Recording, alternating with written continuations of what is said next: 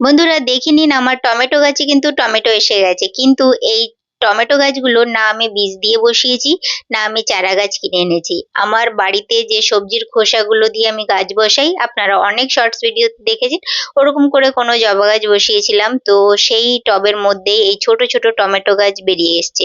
তো সেই স্যাপলিংস গুলোকে আমি একটা সার্ফের প্যাকেটে, একটা নর্মাল একটা কালো রঙের কৌটোতে বসিয়ে দিয়েছি।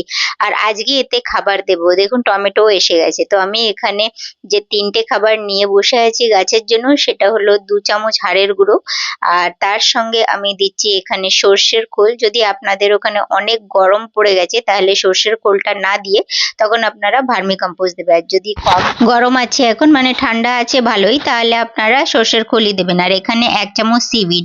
এই গ্রো ব্যাগটা মানে সার্ফের প্যাকেটটা ১০ ইঞ্চি টবের মতোই কিন্তু সাইজটা আছে। তো আমি এই খাবারটা ওই টমেটো গাছটায় দেবো, যাতে আরো ভালো করে টমেটোটার জন্য এসে যায়।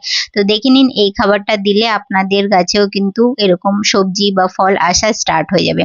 তো বেশ চারিপাশ থেকে দিয়ে টবের মধ্যে যেটাতেও আপনারা লাগিয়েছেন এভাবে ছড়িয়ে দেবেন। দেওয়ার পরে একটু মাটিটাকে খুঁচে দেবেন।